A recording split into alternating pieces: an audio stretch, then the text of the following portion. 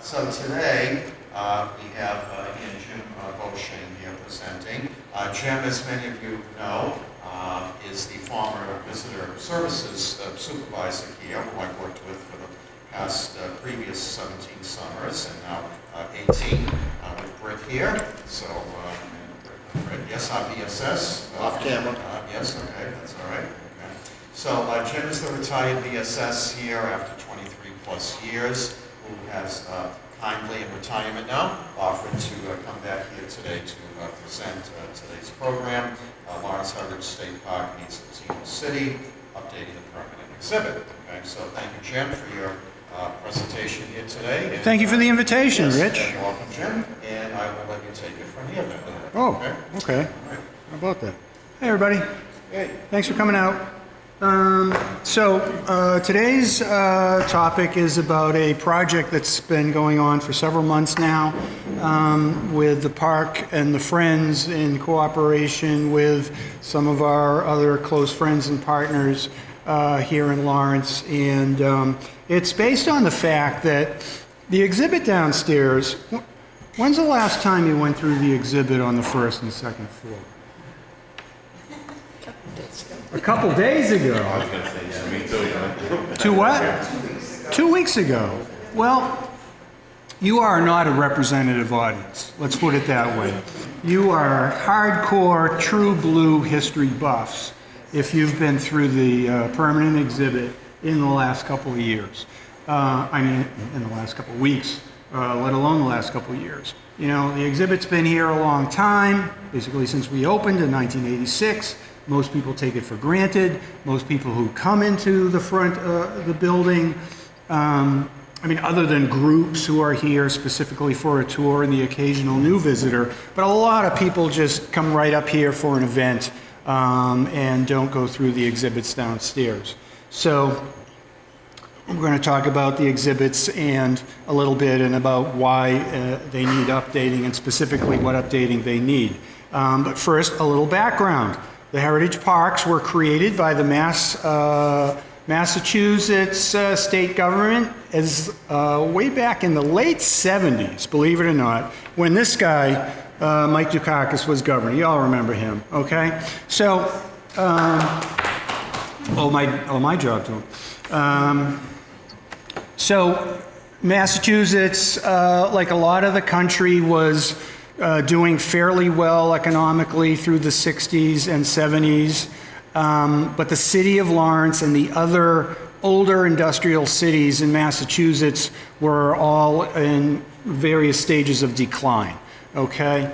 Because our industries, which are some of the earliest industries in the country, textiles, paper, and shoes, had begun their declines early in the 20th century as those industries sought cheaper labor and other advantages elsewhere, okay? Either elsewhere in the country, but increasingly overseas.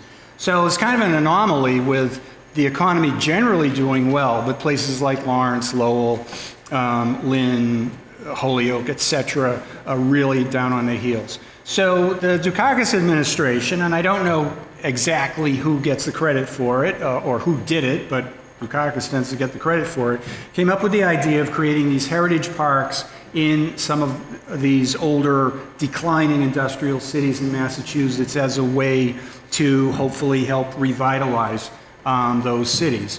Now, this was a pioneering thing. Nothing really like it had been done elsewhere in the country. The first one was in Lowell.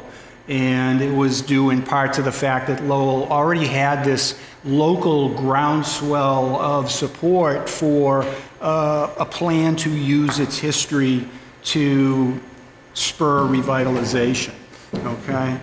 So Lowell's Heritage Park was actually created in the late 70s before the National Park. And now when you think about Lowell, you think about the National Park, and of course it's huge and has very much eclipsed the State Heritage Park there, but it actually, the Heritage Park actually predated the National Park. So I want to say 1976, I'm not sure exactly, it might be 78, but I think 78 was the National Park. In any case, Lowell Heritage had a very nice visitor center and museum, much like this, in a building on Shattuck Street, which is called the Mac Building. And that exhibit was virtually as extensive as what we have downstairs, okay? But once the National Park came in, the Lowell Heritage Park kind of took a back seat, increasingly took a back seat. And then eventually, when the state hit a budget crisis in 1991, they just closed the visitor center outright, which is a shame because, you know, even though the national park was there with all its great resources, it served another purpose. It had a somewhat different emphasis and had great exhibits. But anyway, so there was a bit of a lag there, and then the other heritage parks came on board in the early to mid 80s. Again, this was set up by legislation passed by the state. I don't think each park required its own legislation, but the DEM was empowered to create these parks under the enabling legislation. Now, DEM was the state park system at the time, Department of Environmental Management, although at that time we actually had two state park agencies. There was the DEM for most of the state, and then in and around Boston, the MDC, the Massachusetts District Commission, operated the parks in and around Boston. And the fact that we had these two agencies doing the same thing, I think was a product of kind of the very complicated state politics of the late 19th, early 20th centuries, and the fact that, you know, the old Yankee elite didn't trust the rising Irish democratic machines in the big cities, namely Boston, so they wanted to create this larger agency called the MDC that would be under state control, so it wouldn't be under Irish democratic control in the city of Boston, I think is how that went. So in any case, come the 70s, you still have these two separate agencies, and the parks, really in both, are primarily natural parks, and in DEM especially, the parks are forests, beaches, and the like, you know. And some of them have a little history and a little culture to them, and they might do a little interpretation, but basically they're about recreation and nature. So when the Dukakis administration comes along with this idea for heritage parks in cities, in preserving and interpreting history and culture of these cities, it's really something out of left field that a lot of people in the department weren't extremely comfortable with right off the bat, or even after a while. But that was the legislation, and that's what the department was going to do. So various cities that felt they could benefit by this program put in bids with the Department of Environmental Management. Hey, we want a heritage park here. We want a heritage park here. And those efforts required a cooperative group putting forward this bid. So it wasn't just the city, but the state reps and local entities like the local historical society. So for example, the original founder and director of the Lawrence History Center, Bertha Dengler, was a major part of this effort to have a heritage park for Lawrence. So Lawrence was accepted as a heritage park site. It was like 5 years in the development, okay? With planning and research and blah, blah, blah, and figuring out which building it's going to go in and what properties the state should take over. And while this was happening, there is staff on the ground. The original park supervisor, Dave O'Neill, was hired, but without a facility. He was working out of an office in City Hall, Lawrence City Hall.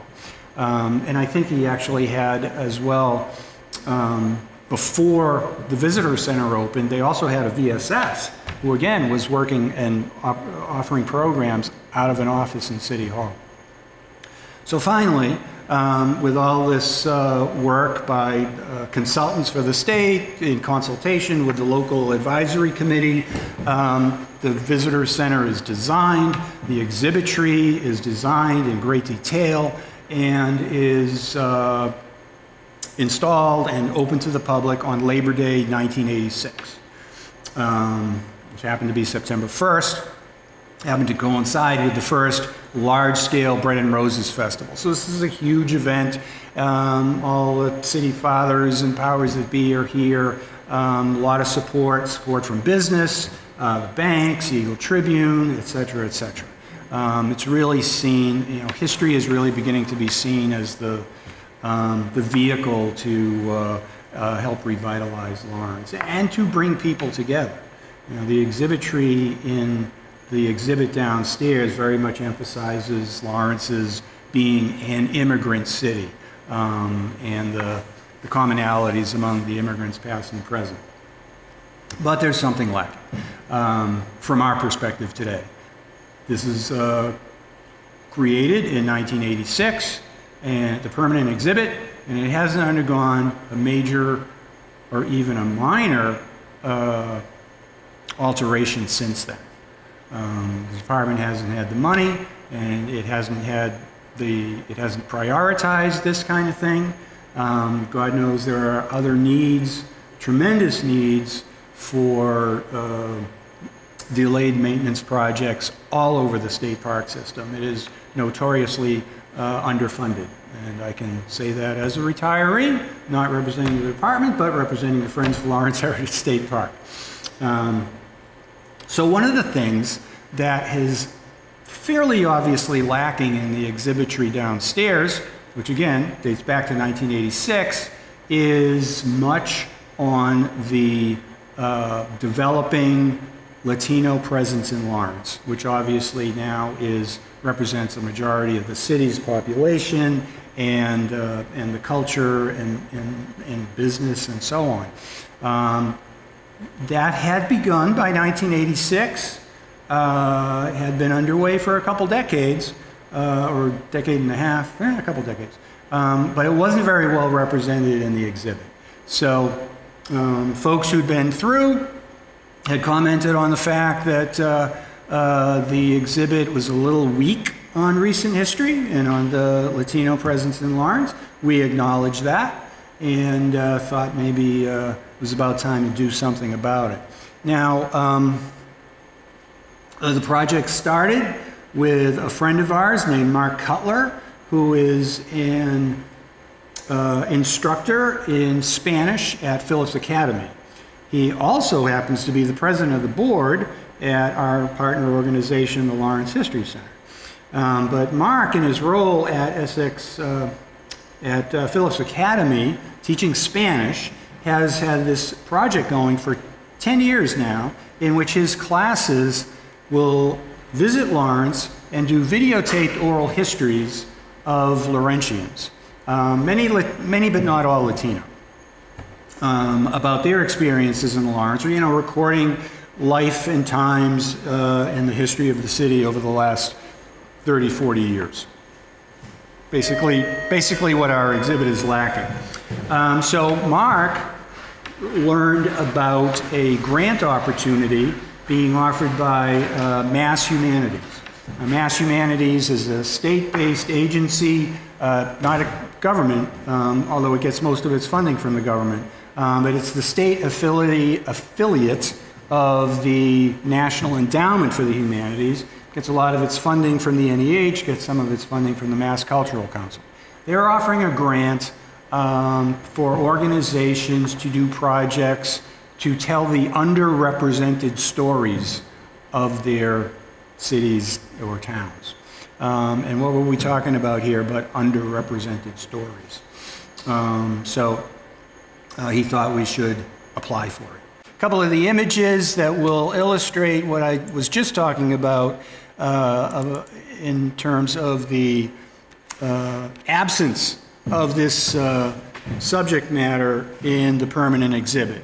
So that's our beauty shot outside, so we know where we are. This is an exhibit panel on the first floor.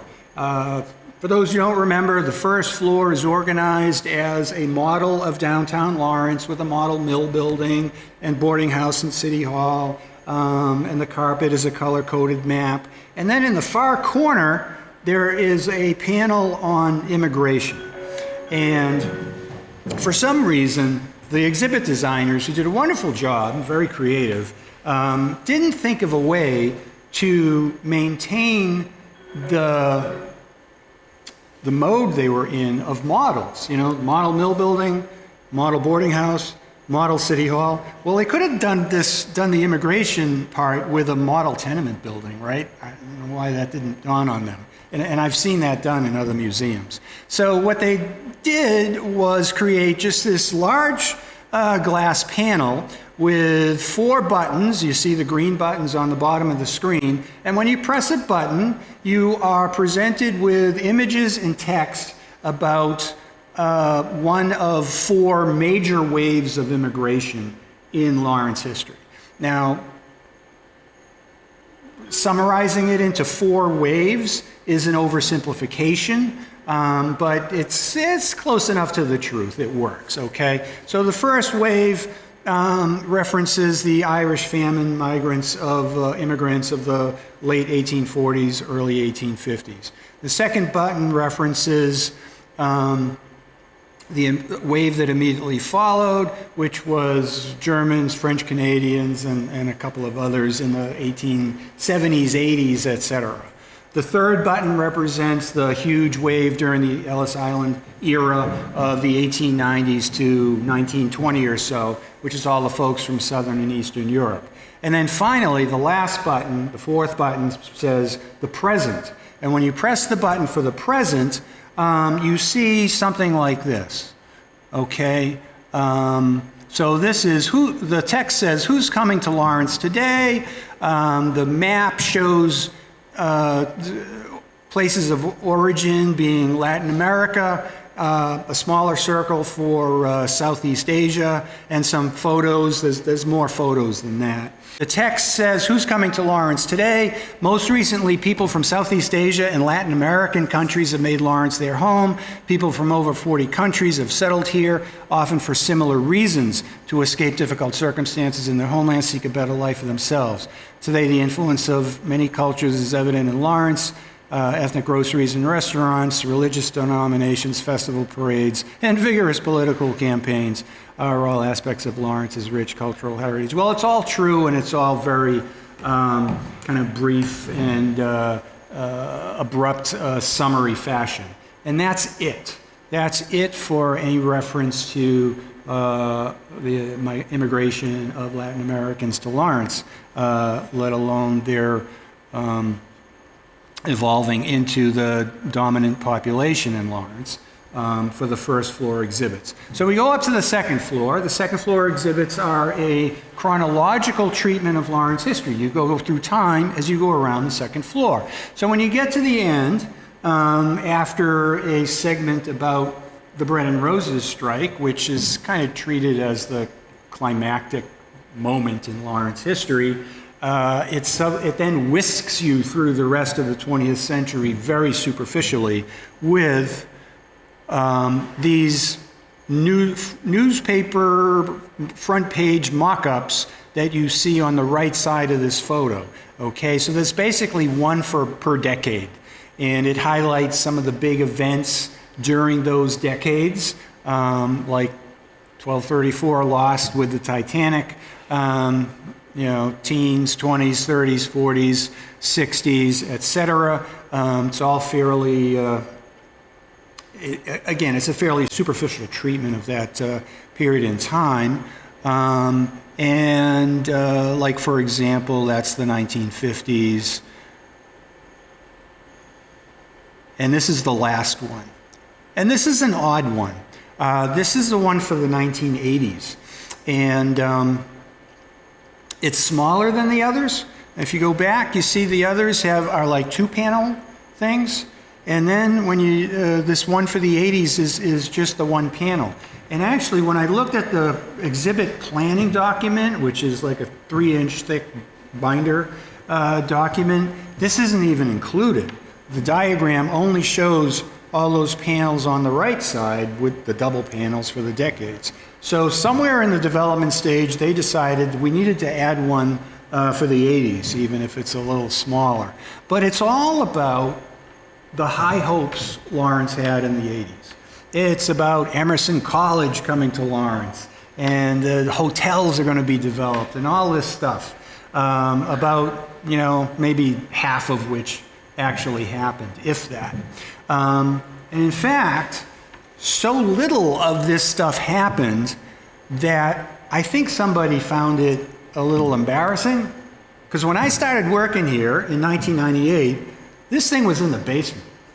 They had taken it down and put it in the basement, which I kind of wondered about. And I've never really gotten a straight answer about who did it and why, but I infer what to me is fairly obvious, that so much of this never happened that it was a little embarrassing to have this very, optimistic panel there. So anyway, I relatively recently, like in the last 5-6 years, I put it back with the adding the text on the bottom left, the yellow sign, which kind of explains that, we took it away for a while because none of this stuff happened, but we brought it back because, that's history, warts and all, right? But still, that's as far as it goes. And the panel actually says nothing about Latino immigration in Lawrence. It's just all about these grand redevelopment plans. And you go to the other side of that last section on the second floor, and we have these series of beauty shots of Lawrence, a Chamber of Commerce's dream of beautiful scenes and beautiful people in Lawrence. And it doesn't tell a story, it doesn't add much of anything, if anything, to our interpretation of Lawrence history. It's just a feel-good finale to someone's having toured the exhibit. So we felt that the space deserves more, the interpretation in the permanent exhibit deserves more treatment of recent history and the Latino presence in Lawrence. Mark sees this grant opportunity at Mass Humanities and says, there's an opportunity for us to do something to update the exhibit at the park. Talks to me, I don't remember if I was still working here at the time. It was close to on my way out. It was around summer of last year. Roped Susan in, who more than willingly has jumped in with both feet and arms and everything else. And the other members of the core team are Lana Barber, who's a key element and who is our academic member, which is required by Mass Humanities. Their projects require the active involvement of a academic, meaning college professor, which Lana is. But for our purposes, she's best known as the author of Latino City, which if you haven't read, I recommend highly. This came out 3 years ago, 4-ish, I don't know. But it is a book about the subject matter at hand, which is recent Lawrence history and Lawrence's evolution into a predominantly Latino city. Now, she starts the story further back. She also widens the story very, very, very effectively. Because people tend to look at Lawrence and say, well, this happened and that happened, and we have this problem, and we have that problem, and they look at Lawrence, through the narrow end of a microscope. But we're not alone here. We exist in context of the city, of the state, of the state, of the region, of the country, of the world. We're subject to trends and structures that are affecting cities and towns all over America and again all over the world. The mobility of capital, jobs moving to the third world, suburbanization, de-investment in cities, all these things are happening in many places. And people have a tendency to look at Lawrence and its problems as unique, and they are most certainly not. There are aspects of it that are unique, but they are also very much related to much larger forces at play. And she does an incredible job looking at the context of things, including the politics in the Latin American countries. Why are people feeling the need to leave? What's going on down there? And in some cases, it's related to American foreign policy and choices that the United States has made in dealing with Latin American countries over the years. So anyway, it's a great book. I recommend it highly. We'll be selling some later on. That's Lana Barber. And finally, Kristen Cloherty? Cloherty, yeah, is our fifth member of the core group. And she is actually out of South Carolina,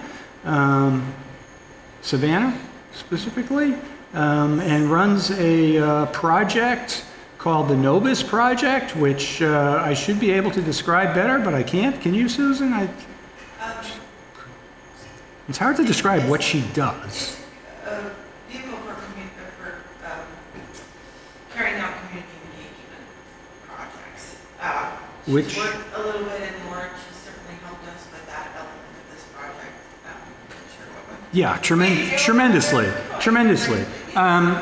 just how to engage the community, what questions to ask. Yeah. This model called a think model, and she can explain it. Jim, Apparently, yeah. It's sort of this process of doing something, moving forward, going back, just trying to make sure that you hear all voices and Right. have the best information. Right. Because, of course, this is meant to be, and by the lights of our grant funder, must be a community-driven project. And as knowledgeable and as embedded in the community as the core people are, none of us are actually Latinos living in Lawrence. That's a dirty secret, our dirty laundry right there.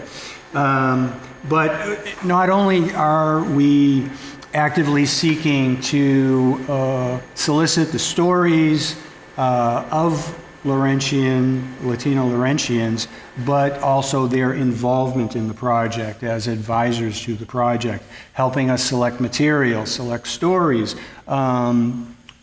define subject matter and what to emphasize, what to de-emphasize, etc. We've been doing this with public meetings. We've had online meetings with a number of people, or virtual Zoom meetings, etc. We had an in-person meeting maybe a month ago in this room, as a matter of fact, and got some tremendous input into the project. And we are currently in the process of recruiting some formal community advisors who will really work with us on the nitty-gritty of, writing text, editing text, selecting images, artifacts, etc., for the project. Now, the calendar for this thing, the Mass Humanities calendar is that the project should be done by the end of this year, which is tight. It's tight. Is it fair to say that's tight? It's tight. All right. But we're doing it. But that's not enough time for DCR to accommodate what we're doing and incorporate it into the permanent exhibit downstairs. That for DCR is like a 3 to 5 year project, because they really do require, very in-depth and professional exhibit development to meet DCR's standards. And they don't do these very often, and when they do, it is routinely a 3 to 5 year process. So there's no way we could, work with that with our Mass Humanities calendar. So what we ended up proposing was a temporary exhibit, a temporary portable exhibit would be the end product at the end of the year for the grant. That portable exhibit will be exhibited in the gallery here come January, January 23, January and February? Or December and January? December, we should have a ribbon cutting, and then it'll remain in the gallery for January, perhaps February. Okay. So month and a half, maybe more, it's going to be up here for its public debut. After that, we're not sure. It could travel, because again, it's a portable exhibit. That's the advantage, actually, of our being limited by DCR's timetable to not be able to jump directly into the permanent exhibit, but having to create a portable exhibit. Well, we're going to have something that can travel. So we could go to Lawrence Public Library or to the high schools, or even, beyond the city limits, as a matter of fact, which is a great thing. And then at some point, we'll sit down with the folks from DCR, show them what we have. We'll actually have to show them before things are fabricated. We're going to be sending them the digital version mock-up of the exhibit for their review and input. And then, after it's made up and we start to get more feedback, we'll then begin the next process of having DCR hopefully adopt it as a permanent change to the exhibit downstairs. What else can I say? Oh yeah, the very exciting part about this is the technological element to it. Because nowadays, the exhibit downstairs was state-of-the-art, circa 1986. There's a few push buttons, and that's about as interactive as it gets. A new museum exhibit is much more bells and whistles and technology and changing screens and blah, blah, blah. And we're not going to get to that level, but we are hoping to incorporate some means of showing some videotaped oral histories. Now, in Mark's project, which by the way is called Nosotros el Pueblo, We the People, which is on a website. It's really great. I highly recommend looking at it. But they sit down with people for like an hour and a half oral history interviews, which is all recorded. But they also edit them down to a 3 to 5 minute highlight reel, if you will. And those are right on the website. I don't know if the full things are on the website. They're not on the website. They're not on the website. They'll be in the archives. So something like that is hopefully going to be incorporated into the portable exhibit. Now, we still have to work out the logistics of that, what kind of technology we're going to be able to incorporate with the money that we have and with the portability of the thing. And it may well be that certain venues can only accommodate the exhibit panels and not the video screen with options to watch certain videos. We'll have to see how that goes. Certainly, if there's a permanent installation here at the end of this, we definitely want that to include the capacity to show some of these oral history interviews. And finally, last but not least, it will also have the capacity to record new interviews, new stories. And again, that's another technological leap that we're still working on, and I'm going to leave that to the younger folk like Mark to figure out how we're going to do that. But we want it to be capable of being an ongoing thing that's going to build on itself with the recording of new stories about life in Lawrence. What have I left out? So, budget. Budget. If DCR undertakes, and we hope that this will be a seed for them to undertake a real full overview of the permanent exhibit here, they would have had several $100,000 budget, I would gather, to do what they normally do. We were awarded the Friends of the Heritage Department were awarded $20,000 from Mass Humanities that we have raised. It has to be matched 1-to-1, and we've done that through a variety of local, so the Rossman Family Fund, which is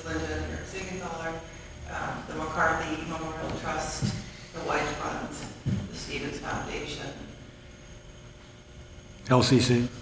Lawrence Cultural Council, right? So a number of others have stepped up to fund this. So roughly a $40,000 budget to create this portable exhibit.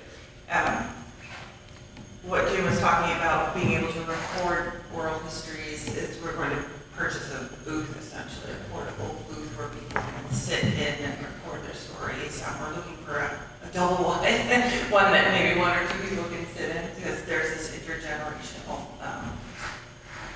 families that live here, and so people could maybe be in the booth at the same time. But that's, each element is costly. With a $40,000 budget, it sounds like a lot, but when it comes down to it, it isn't so much. No, most certainly not. So what we've done with Lana's help and others is create these 6 different themes, and I don't have them at the top of my head, but essentially it's the core of Latino City, of sort of the historical timeline and important elements and themes that Lana has identified. And we hope through the stories that we've gathered, images and other type of writings and such, that we can animate, I think we said enliven, the core historical themes with the true stories of the people that have lived through that. Another part is, at the History Center, we've had an intern funded actually out of another grant from the Essex National Heritage Area. An intern who's been organizing all of the archival materials that we have on the newer population, and is almost done with sorting them across the 6 themes. And then this advisor, about half a dozen community advisors that we hope this would be an in-person meeting, that we have everything kind of laid out, and they can kind of pick and choose what archival pieces, stories, photos, etc., oral histories might fall into those 6 themes, so that they, and also to identify omissions in the collection. I mean, we've gotten a great deal donated, but what we don't have, we don't know, right? So we have these representatives from the community that can tell us what we're missing, and then we can seek that. And this will all end up in like a Word document, where you have text and images, and then it'll go to a designer. The difference between our temporary portable from permanent DCR sanctioned, all that, hopefully the content won't need to change much. It'll just be the fabrication method, really. Like we'll have design elements, actual banners, things that can move and aren't like high quality, long-lasting nail-into-the-wall exhibits, but the content could be then poured into a more permanent installation with lessons learned along the way from what we did wrong, I mean what we did right, and what we could have improved upon during the process, and they'll have a good solid jumping off point. and then some. And and if there are things they want to change or ideas that they have, we can continue to work with them on what might be better. And it should be noted, and Susan just mentioned, that it's not like we're starting with nothing. The History Center has been collecting local history materials and stories all along. So there's a wealth of information there, and to some extent it's a matter of, going through it and picking out the things you want to use as representative stories, photos, etc. For example, the photo on the cover of Latino City is a pretty important image, I think. It's an image of some of the earlier Latino residents in Lawrence outside of a place called Lawrence Made, which I'm sure many of you remember. And it's very significant and symbolic because what drew most of the early Latino immigrants were the jobs in some of these shoe shops and garment shops that moved into the vacant textile mills. You know, people used to say, well, why are they coming here? Lawrence is depressed. There aren't any jobs. Why are they coming? Let's be welfare. Well, there were jobs. There were just jobs that people of my generation didn't want. Nobody wanted to work in the mills if you could avoid it. And, in years when I was growing up in the 60s and 70s, obviously, if you were lucky enough to get a college education, you wanted a white-collar job. If you were a high school grad, well, maybe you could get a job, a nice, clean, manual job at Western Electric or a place like that. But nobody wanted to work in these places unless you were desperate, and that's why another wave of immigrants came to take many of those jobs, not all. There were actually also there was a late wave of French Canadians in the early 60s who came to work in one of the shoe shops, I think. What else? Questions, anybody? We also have an online forum. We work with an intern who was from Costa Rica. Well, he's a viewer, but COVID connected us with people from all over the world. She was able to run one of our think tank sessions from Costa Rica. But anyway, she helped us create a form where people can submit their stories, their prompts, and then there's an ability to upload a photo, essay, or whatever it is that somebody wants to contribute. So that's, and the QR codes, Jim mentioned being able to be a little bit more technologically advanced than what exists in the space today. Is, exhibits aren't supposed to be a textbook on the wall, although it's going to be a good read, but a long read. We have it on the walls. It's going to be smaller, it's going to be bilingual, so that cuts down the amount of text that you can have on any given panel. But we can use QR codes, and we'll have a resource page of all other materials that people can access. They can watch, fuller oral histories or whatever it might be, read fuller research papers and such on the topic. So that's one way that we can expand on. It usually ends up being limited real estate in terms of exhibit space. Make it bigger.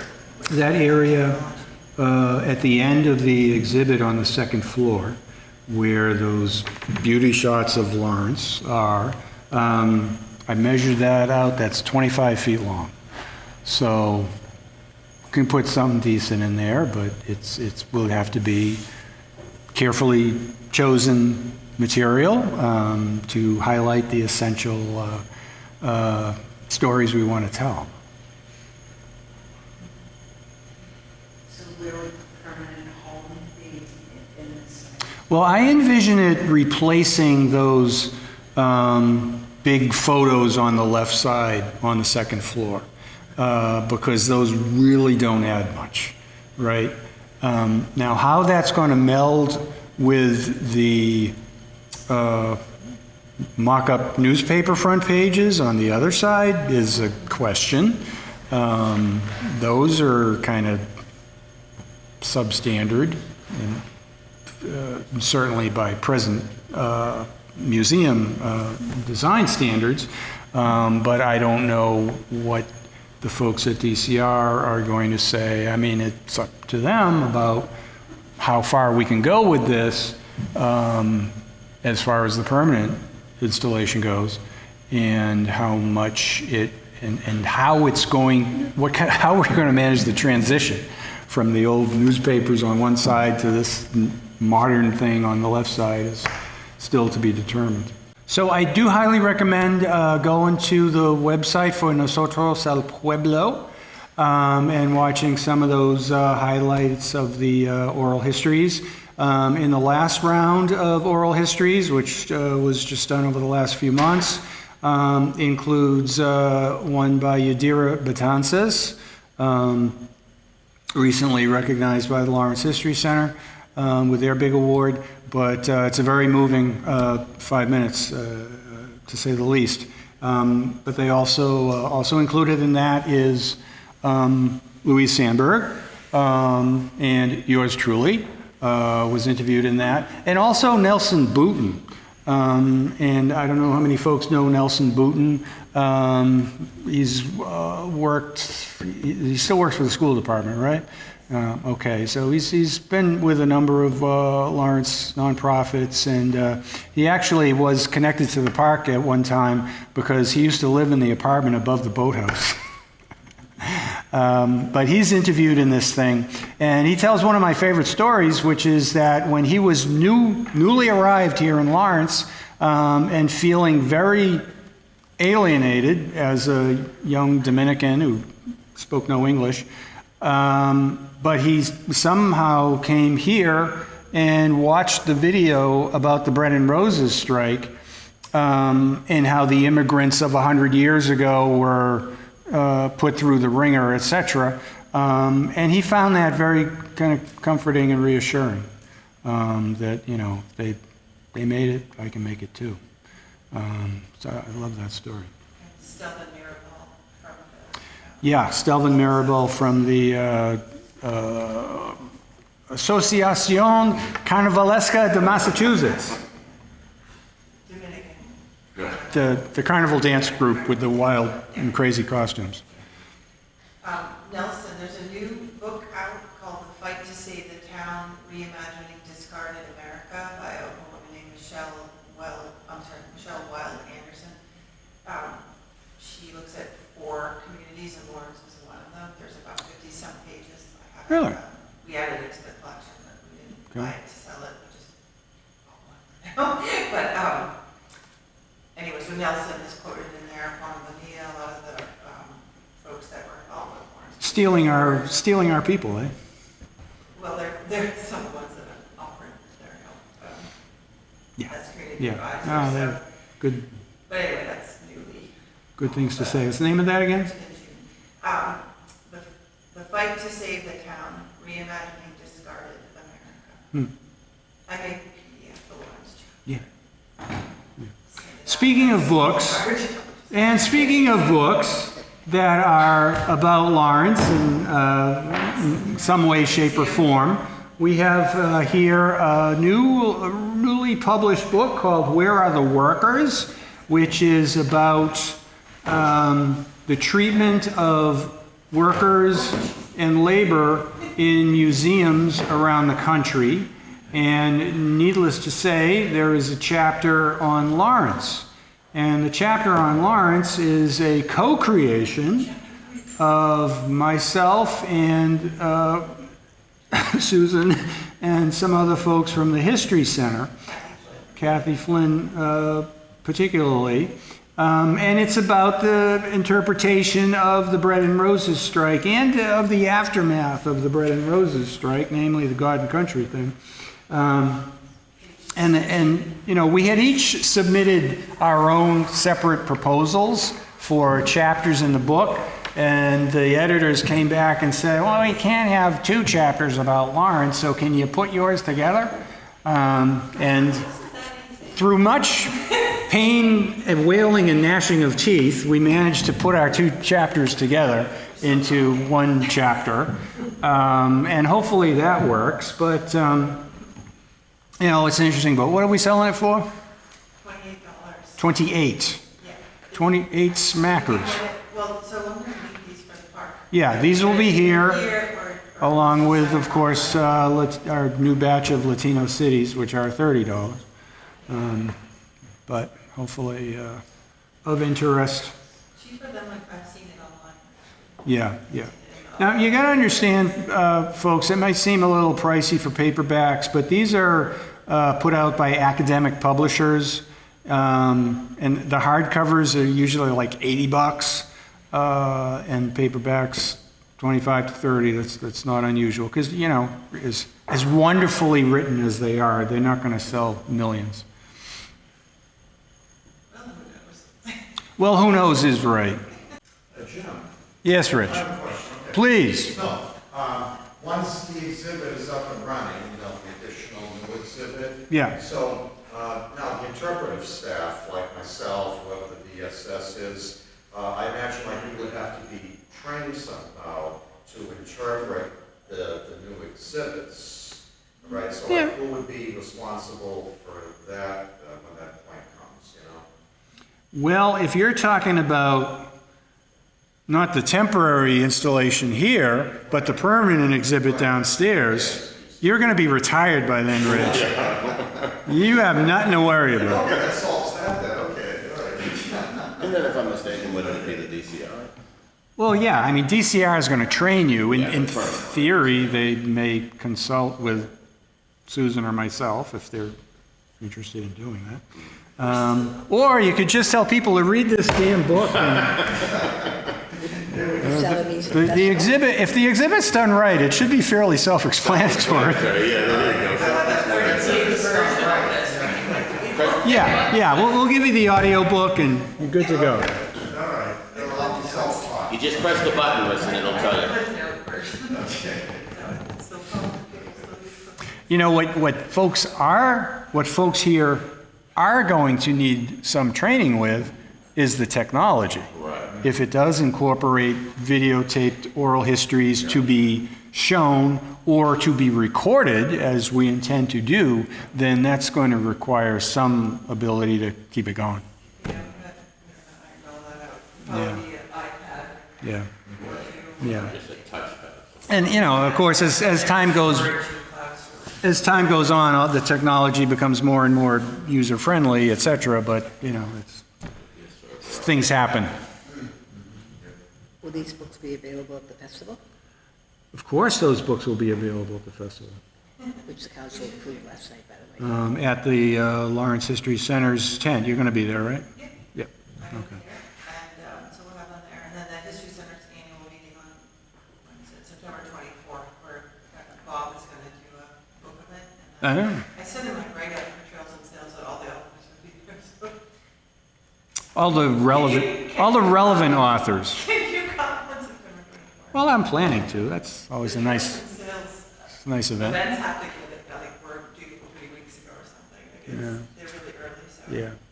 Well, I didn't consult Jim, but I'm just saying. you can always, they can add events. The Trails and Sales we're talking about, by the way, is the Essex National Heritage Area's county-wide programs over 2 weekends in late September, and local organizations are encouraged to submit events so that you can benefit from their county-wide publicity efforts.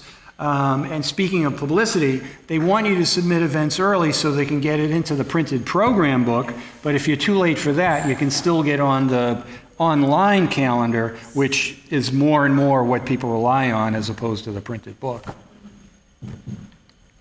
So a late submission is not Oh, right, yeah, no, it's just, not prohibitive. and it's probably where most people access the calendar anyway. I think so now. Yeah. Yeah, Yeah. they're most up to date. Yeah. What's next week, Rich? Okay, well, next week, just as a reminder, and thank you, Jim, for presenting today. Oh, my pleasure. Thank you. Thank you. Yes, just as a reminder, a week from today, Tom Spitaleri from the Buttonwoods Museum, who's a friend of the park here, local historian, the importance of preserving America's history.